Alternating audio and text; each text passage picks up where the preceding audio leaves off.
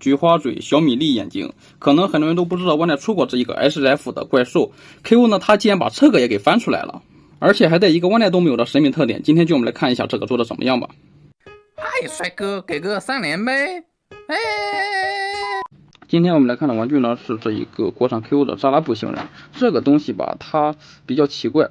万代正版这一款呢是魂限定，所以说 KO 呢也是还出来的包装盒，没有那一个透明橱窗。然后呢，这个我记得是6、7年前老东西了，然后再加上从来没有再版过，所以说呢，它按理来说应该会和其他的怪兽一样成为海景房，但它并没有。现在一个二手的也是5张左右，但是和最近国产 KO 出的其他的玩具比呢，是显得性价比是最高的了。我们来看一下这个做的怎么样吧。我们拿出里面内容物，是有一个大地台的，注意一下。这个呢是万代没有配备的，是一个黑色高亮面的，还挺大。这个形状款式大家应该很眼熟吧，就是最近再版的那些怪兽都是只带这一个地台的，就是那些魂限定冰箱再版的嘛，比如说达达、巴尔坦，还有那一个布莱克王。也就是说这个 KO 厂家很懂嘛，他知道如果说这一个怪兽要冰箱再版的话，就是要带这么一个黑色地台，然后上面就写了一个扎拉布星人，也就是说他把自己当成万代再版了吗？还挺正式的。我们可以看到它内容物呢还挺多的，有一个武器，还有武器的备用零件，然后就是2对替换的耳朵，然后就是3对手型，还有一个这个是菜零件用的一个棒子。先拿出主体检查了一下，应该是没有阉割什么关节的。它这个呢，你可以看到它关节都隐藏的特别好，关节外观方面比起真骨雕的要舒服了太多。它把关节做成这样的话，代价也是很大的嘛，就是可动会差很多。它呢浑身都是球形关节，并不是说像那个极恶贝利亚 Q 的一样阉割的关节，它万代本身就是这样的关节，就是说它就这样设计的。对，没错，它这些全都是球形关节，无论是哪一处都是用球形关节来连接的。这一款 KO 呢，它并没有阉割关节，它就是还原了万代的设计，万代本身就是长这样的，很奇怪是吧？可以说是除了脚踝这里有一个实心轴，其他地方全部都是用球形关节来实现的零件，特别离谱。好像 HF 系列的怪兽都是这样的，都是浑身球形关节。然后这一款的话，到手有一个问题，就是它这一个胯部这里很松，影响后续的评测，所以说呢，我们直接把它拔下来，因为够松，所以说不用泼开水，然后用蓝钉胶把它塞到这个缝隙里面，不然的话太松了，真的不好评测。我们可以看到塞了蓝钉胶之后就一点都不松了，所以说呢，它这个都不用出修复教程，对吧？如果说你感觉哪里关节松的话，就直接把它拔下来，然后塞上蓝钉胶，然后别忘了把它的耳朵给装上。它这个耳朵的组合度呢是松的，并不紧。我之前也没有买万代冰箱再版的那些怪兽嘛，没想到他们带的这一个地台是这么的巨大。然后扎拉布本体的话，可以看到体型也是没什么问题的，即便没有和万代做过对比，应该也能感觉得出来，它的四肢应该是有一定的顺膜的，感觉有一些纤细了。不过怪兽嘛，特别是这种昭和怪兽，最早的初代里面的 KO 做的肯定是差不了，因为身材比较细狗嘛，所以说只有56克。身高方面，我们拿一个 KO 的真骨雕初代来对比一下，可以看到是差不多的，所以说呢，它的这个顺膜程度呢是有的，但是可以用爱勉强包容。然后我们先来看一下它的头部，可以看到它这个银色漆面竟然还涂的挺漂亮的，只不过就是还那种昭和质感嘛，所以说呢会显得坑坑洼洼的。不过不是漆面的问题，是这个模具的问题。然后 KO 的模具肯定会比万代的粗糙嘛，所以说呢可能会更加还原一些，毕竟那是什么时候的东西了，这个是50多年前之前的怪兽了。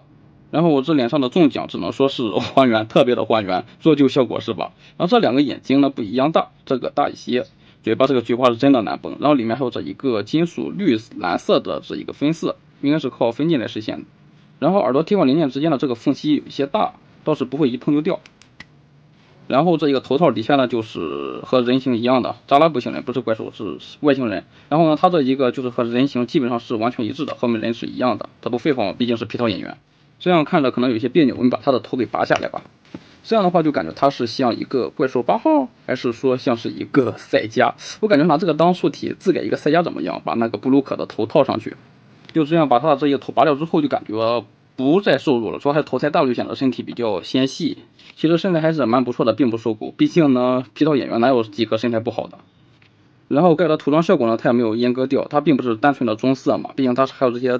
沙漠黄的这一种渐变色效果，可以看到涂的还是可以的，至少能看得出来它是渐变色，对吧？然后就是它这一个是左胳膊颜色比较深一些。然后我们来看一下它的可动方面，头部呢是可以上拉的，这样的话就是减少干涉嘛，并的话它这样怼下去就会挡住肩膀的可动，然后抬上来也可以360度进行头部的转动。胳膊的平台能够达到100度左右，大风车没问题，它这一个蝴蝶肩膀可动是十分灵活的，没有任何的问题。大臂这有平转，然后呢它这一个胳膊轴呢可动是勉强接近90度，手腕关节十分的灵活，胸腰可动注意干涉比较一般，不过左右摆的幅度倒是非常的大，就是这底下穿帮就有些难受了。然后胯部的话它没有下拉关节，这样的话踢幅度大概是45度多一点。前踢的话是能够达到90度的，后踢是45度左右，膝盖可动的话也就是60度左右吧。然后脚踝向内幅度非常大，向外尖更大，没有脚尖可动。然后注意一下，它就是因为它这些完全都是球形关节嘛，所以说关节的话是可以这样掰动的。所以说偶尔你会看到我的腿是弯的，这个腿型正不正就取决于你了，反正你绝对是可以把它掰到一个正的角度的。就是因为它会动嘛，所以说你平常把玩的话就很容易把它给碰到畸形。所以你凹造型摆姿势的时候就需要耐心的调整一下，可能不小心碰到腿了就变形了，需要把它耐心调整到一个好的角度，然后不要再误碰到它。然后整体的把玩手感的话，就是它这一个腹部还有这一个肩膀是偏松一些，需要你塞一些蓝凝胶给它加固一下，这样的话就不松了。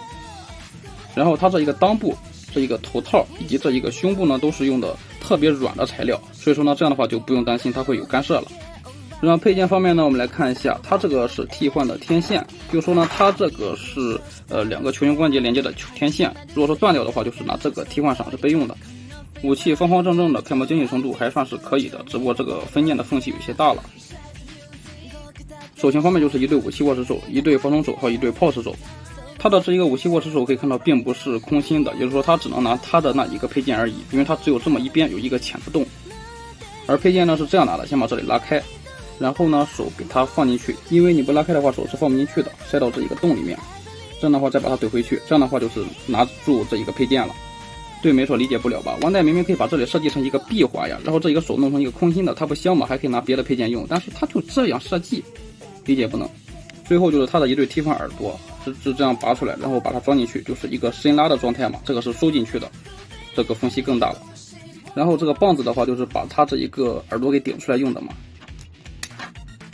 手型替换方面呢，也是十分轻松的。好的，以上就是这一个国产 KO 扎拉布星人的情况了。正如大家所见，关节外观以及其他的整体造型呢，勉强还算是可以的。关节如果说松的话，就直接塞蓝凝胶加固就行。对比万代现在的二手价格，这一个性价比还勉强算是可以吧。毕竟一个到手不到1张，还有一个万代都没有的神秘特点地台。对于这一个扎拉布，我只能评价到，果然 KO 就适合做外星人怪兽这种东西。